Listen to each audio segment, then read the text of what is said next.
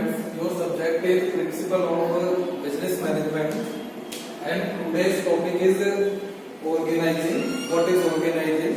What are the characteristics of organizing and objectives? What are the objectives and what are the importance of organizing? आज ही आपकी third unit start है। जो हमने second unit में discuss किया था वो हमने ओवरऑल प्लानिंग डिस्कस की थी सेकंड यूनिट में कि भाई आपकी प्लानिंग क्या होती है, उसके क्या स्टेप्स होते हैं, ठीक है, क्या उसकी नेचर्स होती है, क्या उसकी इंपॉर्टेंस होती है, तो हमने सेकंड यूनिट में सारा डिस्कस किया था। आज जो हम डिस्कस करेंगे वो ऑर्गेनाइजिंग करेंगे। बेसिकली आपका ऑर्गेनाइजिंग होता क्या है, जब हम फंक्शंस ऑफ मैनेजमेंट पढ़ते हैं तो उसमें आपके 5 फंक्शंस ऑफ मैनेजमेंट होते हैं, जिसमें पहला आपका प्लानिंग आता है और जो सेकंड वन जो है वो आपकी होती है ऑर्गेनाइजिंग। सेकंड जो फंक्शन होता है मैनेजमेंट के अंदर वो होती है ऑर्गेनाइजिंग। तो अब हम जो डिटेल में डिस्कस करेंगे वो ऑर्गेनाइजिंग को ही डिटेल में डिस्कस करेंगे। तो बेसिकली आपकी ऑर्गेनाइजिंग होती क्या है? ऑर्गेनाइजिंग आपका एक प्रोसेस होता है जहां पर आप क्या करते हो कि जो आपकी ऑर्गेनाइजेशन होती है उसके अंदर जितनी भी एक्टिविटीज होनी है, ऑर्गेनाइजेशन के अंदर जितने भी फंक्शंस वहां पर होने हैं, ठीक है, जितनी भी आपकी हायरार्की बननी है अमंग द एम्प्लॉइज, वो सारी चीजें हम आपकी सेट करके चलते हैं। कहां पर? ऑर्गेनाइजिंग के अंदर सेट इस तरीके से करते हैं कि भाई हमारी जो ऑर्गेनाइजेशन है, जब हम प्लानिंग कर लेते हैं तो हम ऑर्गेनाइजिंग में क्या करेंगे कि भाई how many departments in the organisation के अंदर कितने डिपार्टमेंट्स होंगे, उन डिपार्टमेंट्स के अंदर कितने एम्प्लॉइज वर्क करेंगे और जो वो एम्प्लॉइज वर्क करेंगे वो किस किस पोजीशन पर आपके होंगे कि भाई कोई असिस्टेंट मैनेजर होगा, कोई आपका मैनेजर होगा, कोई आपका वर्कर होगा, कोई आपका सुपरवाइजर होगा। तो यहाँ पर हम क्या करते हैं, यहाँ पर जो इंडिविजुअल्स आपके होते हैं हम उनके अकॉर्डिंग उन्हें उनकी क्या ड्यूटीज होनी है, उनकी क्या रेस्पॉन्सिबिलिटीज होनी है, उन्हें क्या रोल प्ले करना है, उन्हें अपनी क्या जॉब डन करनी है, उन्हें अपनी कौन सी एक्टिविटीज जो है वो आपकी परफॉर्म करनी है। तो वो सारी चीजें हम डिसाइड करते हैं ऑर्गेनाइजिंग के अंदर। कि सपोज करो जब हम ऑर्गेनाइजिंग करके चल रहे हैं तो जैसे मैनेजर आया, ठीक है, तो हम ये डिसाइड करेंगे कि जो मैनेजर होगा उसके पास क्या तो अथॉरिटी होगी और क्या उसके पास रेस्पॉन्सिबिलिटी होगी।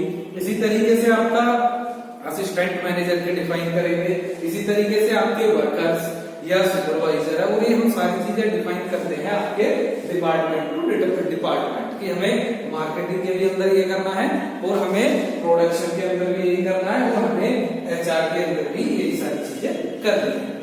अब उसके बाद आप क्या आते हैं कि भाई what are the characteristics of organisation, ठीक है, या what are the characteristics of organising, कि कौन कौन से कैरेक्टरिस्टिक्स होते हैं आपकी ऑर्गेनाइजिंग के। तो सबसे पहला इसमें आपका जो ऑब्जेक्टिव है वो है आपका specialisation and division of work. जो मैंने आपको स्टार्ट में बताया था कि हम यहाँ पर जो है जो भी हमारी पोस्ट होती है उसके अकॉर्डिंग लोगों का जो वर्क होता है उसे डिवाइड कर देते हैं। जैसे मैनेजर को क्या करना है, असिस्टेंट मैनेजर को क्या करना है, वर्कर को आपके को क्या करना है, या इसके अलावा जो सुपरवाइजर है उसे वहां पर क्या करना है। तो इस specialisation and division of work में हम यही करते हैं, जो भी हमारे एम्प्लॉइज होते हैं हम उनका वर्क डिफाइन कर देते हैं और जो जिस पर्टिकुलर सेक्टर में स्पेशलाइज होगा हम उस पर्टिकुलर एक्टिविटीज को हम उसे असाइन वहां पर करके चलते हैं। इसके बाद आपका सेकंड वन जो है वो है आपका orientation towards goals. Orientation towards goals का मतलब क्या होता है कि जब हम ऑर्गेनाइजेशन करके चलते हैं तो हमारा मेन मोटिव क्या होता है कि जो भी हम फंक्शंस परफॉर्म करा रहे हैं उनका एक अल्टीमेटली आपका एक गोल होता है, ठीक है। तो हम उसी गोल के हिसाब से अपनी जितनी भी एक्टिविटीज होंगी हम उन्हें डिजाइन करके चलेंगे, उन एक्टिविटीज को हम मैनेज करके चलेंगे, जिससे कि क्या कि जो हमने गोल सेट किए हैं उन्हें हम अचीव कर सकें। नेक्स्ट है इसमें आपका composition of individuals and groups. जब हम ऑर्गेनाइजेशन की बात करते हैं तो बेसिकली वहां पर जो वर्क होता है वो इंडिविजुअली भी आपका वर्क होता है और दूसरा आपका इन ग्रुप्स भी वर्क होता है। जहां पर एक पूरा ग्रुप होता है उस पूरे ग्रुप की एक अपनी रेस्पॉन्सिबिलिटी होती है कि भाई हमें ये काम करना है, ऐसे करना है, इस तरीके से हमें वो काम करना है, तो वो वहां पर क्या होगा कि दोनों के बीच में हम एक कंपोजिशन बनाकर चलते हैं, दोनों के बीच में एक कोऑर्डिनेशन हम मेंटेन करके चलते हैं, जिससे कि क्या होगा कि जो हमारी वो एक्टिविटीज है या जो हमने एक्टिविटीज आपकी सेट की है वो एक्टिविटीज आपकी प्रॉपरली चले और सक्सेसफुली वो वहां पर चले। इसके बाद आपका आता है फोर्थ जो इसका आपका कैरेक्टरिस्टिक्स है वो है कंटिन्यूटी। कंटिन्यूटी का मतलब क्या होता है कि जो आपका ऑर्गेनाइजिंग प्रोसेस है वो एक आपका कंटिन्यूटी प्रोसेस है। कंटिन्यूटी प्रोसेस का मतलब कि ये कंटिन्यूटी चलता रहता है, हमें टाइम टू टाइम जो हमारी एक्टिविटीज होती हैं या जो हमारा जॉब डिजाइन होता है वो हमें टाइम टू टाइम चेंज करके चलना होता है और वो हमें टाइम टू टाइम मैनेज करके भी चलना होता है। तो इसीलिए हम इसे क्या कहते हैं, कंटिन्यूटी होती है, ये कंटिन्यूटी वे में आपका चलता है। उसके बाद आता है आपकी फ्लेक्सिबिलिटी। फ्लेक्सिबिलिटी का मतलब क्या होता है, चेंजेबल, जैसे आप इजीली फ्लेक्सिबल कर सको, अकॉर्डिंग टू सिचुएशन आप चीजों को वहां पर चेंज कर सको। कि सपोज करो हमने कोई एक्टिविटी है हमारी, ठीक है, हमने उसी के हिसाब से हायरार्की बनाई है, उसी के हिसाब से हमने लोगों को रेस्पॉन्सिबिलिटी दी है, उसी के हिसाब से हमने उन्हें अथॉरिटी दी है।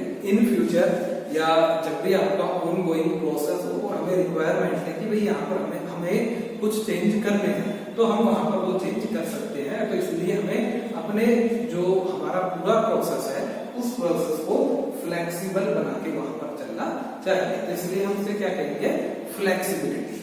इसके बाद आगे आता है आपका ऑब्जेक्टिव्स ऑफ ऑर्गेनाइजिंग, कि जो आपकी ऑर्गेनाइजिंग है उसके आपके क्या क्या ऑब्जेक्टिव्स हैं। तो इसके अंदर आपका जो सबसे पहला ऑब्जेक्टिव है वो है help to achieve organisational goals.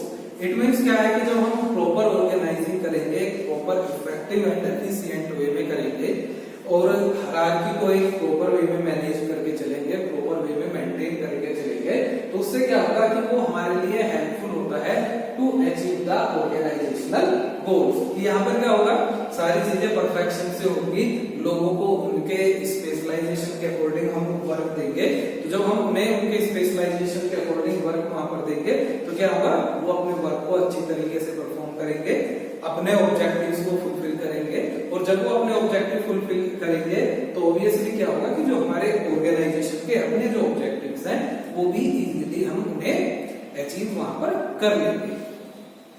इसके बाद आपका सेकंड आता है optimum use of resources. Optimum use of resources का मतलब क्या होता है कि हमारे पास जितने भी रिसोर्सेज हैं, चाहे आपका मैन मनी और आपके मशीन्स हो, हमारी टेक्नोलॉजी हो, हमें उसका बेटर यूटिलाइजेशन करके चलना चाहिए। बेटर यूटिलाइजेशन का मतलब क्या है कि कोई वेस्टेज ना हो, कम से कम टाइम में, कम से कम कॉस्ट में हम जो भी हमारा टारगेट है हमसे वहां पर अचीव करें। तो ऑर्गेनाइजिंग आपकी हेल्प इस तरीके से करती है कि जब आप अच्छी तरीके से हायरार्की मेंटेन करोगे, well qualified according to specialisation employees को आप वहां पर रखोगे, तो उससे वहां पर क्या होगा कि जो आपके जितने भी रिसोर्सेज हैं आप उन्हें इफेक्टिव वे में यूटिलाइज वहां पर करके चल सकते हो। इसके बाद है to perform managerial functions.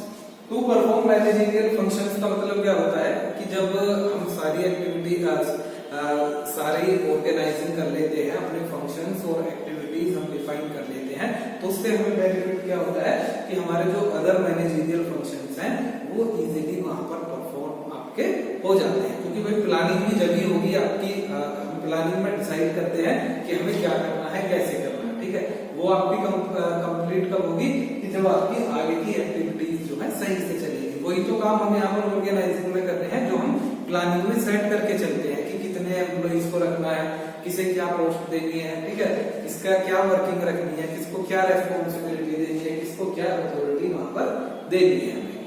Next है फैसिलिटेट ग्रोथ एंड डाइवर्सिफिकेशन। इससे क्या होता है कि जब हमारे सारे फंक्शंस जो हैं अच्छी तरीके से वहां पर काम करेंगे, सारे फंक्शंस हमारे सक्सेसफुली वहां पर रन होंगे, तो उससे क्या होगा कि जो हमारी ऑर्गेनाइजेशन है उसकी ग्रोथ होगी और डाइवर्सिफिकेशन ऑफ प्रोडक्ट होगा, कि जब हमारा बिजनेस सक्सेसफुली चलना स्टार्ट होगा तो हम उसे एक्सपेंड भी कर सकते हैं और हम डिफरेंट डिफरेंट प्रोडक्ट के अंदर भी हम वहां पर जा सकते हैं। तो these are the objectives of organising. ये कुछ बेसिक ऑब्जेक्टिव्स हैं आपके ऑर्गेनाइजिंग के कि भाई जो ऑर्गेनाइजेशनल गोल्स हैं उन्हें अचीव कराने में हेल्प करता है, रिसोर्सेज का अच्छा यूटिलाइजेशन होता है, जितने भी आपके मैनेजरियल फंक्शंस हैं वो आपके सक्सेसफुली वहां पर परफॉर्म होते हैं। उसके अलावा आपकी ग्रोथ कंफर्म होती है आपके प्रोडक्ट की और प्रोडक्ट का आपका डाइवर्सिफिकेशन। और इसमें आपका लास्ट वन हो रहा है कि ह्यूमन ट्रीटमेंट ऑफ एम्प्लॉइज। इसका मतलब क्या होता है कि भाई हमारे जो भी जितने भी एम्प्लॉइज हैं, ठीक है, हम उनके साथ एक बेटर वे में ट्रीटमेंट करें। उन्हें ना मोनोटोनस होना चाहिए, ठीक है, ना उन्हें बोर्डम होना चाहिए। कि मोनोटोनस या बोर्डम क्या कि जब लोग एक ही काम को करके परेशान हो जाते हैं, बार बार वही काम करते रहते हैं, तो उन्हें कहीं ना कहीं वहां पर एक तरीके से बोर्डम उन्हें हो जाता है। तो वो चीजें भी हमें यहाँ पर रिमूव करके चलनी होती है। ठीक है, एक प्रॉपर काउंसलिंग देनी होती है, उनका proper treatment in the sense of medical treatment नहीं, कि जिससे कि वो अपने वर्क से ना तो बोर हो और ना ही अपने जो उनका वर्क है उसमें उन्हें कोई दिक्कत हो। इसके बाद आपकी नेक्स्ट आती है आपकी कि भाई इंपॉर्टेंस ऑफ ऑर्गेनाइजिंग, कि जो आपकी ऑर्गेनाइजिंग होती है उसकी आपकी क्या क्या इंपॉर्टेंस है। पहली इंपॉर्टेंस है benefit of specialisation. Benefit of specialisation का मतलब क्या होता है कि इसका सीधा हमारा फायदा क्या होता है कि जब हम स्पेशलाइजेशन के थ्रू वर्क अलॉट करते हैं तो सीधा इफेक्ट पड़ता है हमारी प्रोडक्टिविटी के ऊपर, हमारे प्रोडक्ट के ऊपर, हमारी क्वालिटी ऑफ प्रोडक्ट के ऊपर। तो इसका एक बेनिफिट क्या है कि बेनिफिट ऑफ स्पेशलाइजेशन हमें वहां पर बेनिफिट मिलता है। सेकंड है clarity in working relationship. Clarity in working relationship का मतलब क्या होता है कि जब सबकी हायरार्की सेट है तो सबको सब चीजें सही से क्लियर होती है कि कौन हमारा मैनेजर है, कौन हमारा असिस्टेंट मैनेजर है, कौन हमारे नीचे है, कौन हमारे ऊपर है, किससे हमें किस तरीके से वहां पर जो है चीजों को मैनेज करके चलना है। तो वो सारी चीजें आपको यहाँ पर क्लियरली एक तरीके से डिफाइन हो जाती है। थर्ड वन है आपका ऑप्टिमम यूटिलाइजेशन ऑफ रिसोर्सेज। यहाँ पर आप क्या करते हो कि आपके जो भी रिसोर्सेज होते हैं आप उनका ऑप्टिमम यूटिलाइजेशन करके चलते हो। ठीक है, तो ऑर्गेनाइजिंग क्या होती है कि जितने भी रिसोर्सेज होते हैं उनका एक प्रॉपर ऑप्टिमाइजेशन करने में हेल्पफुल वो वहां पर होती है। नेक्स्ट है एडेप्टेशन टू चेंज। हमने इसमें पढ़ा था कि भाई फ्लेक्सिबिलिटी होती है, तो फ्लेक्सिबिलिटी होने का मतलब क्या है कि कहीं हमें लग रहा है कि भाई हमें अकॉर्डिंग टू सिचुएशन को चेंज करना है, तो आप वहां पर अकॉर्डिंग टू सिचुएशन कुछ भी आप चेंज कर सकते हो। तो इसलिए हमने क्या दी है इसकी एक इंपॉर्टेंस कि एडेप्टेशन टू चेंज। फिफ्थ है इफेक्टिव एडमिनिस्ट्रेशन। इफेक्टिव एडमिनिस्ट्रेशन का मीन्स की हायरार्की है, प्रॉपर हायरार्की है, तो जो भी आपकी चीजें एडमिनिस्ट्रेट वहां पर होती हैं उन्हें हम प्रॉपरली एडमिनिस्ट्रेट कर लेते हैं और प्रॉपरली हम उन्हें मैनेज वहां पर कर देते हैं। नेक्स्ट है development of personnel. Development of personnel एक इसकी इंपॉर्टेंस क्या है कि जितने भी हमारे एम्प्लॉइज हैं, पर्सोनल जो होते हैं वो आपके ह्यूमन रिसोर्स होते हैं जो आपके यहाँ पर एम्प्लॉइज वर्क करते हैं। तो हम क्या करेंगे कि उनके भी जो ऑर्गेनाइजिंग के थ्रू उनके लिए जो प्रॉपर डेवलपमेंट है उनका, उसके ऊपर भी हम फोकस करके वहां पर चल रहे हैं। इसके बाद इसके लास्ट वन है एक्सपेंशन एंड ग्रोथ।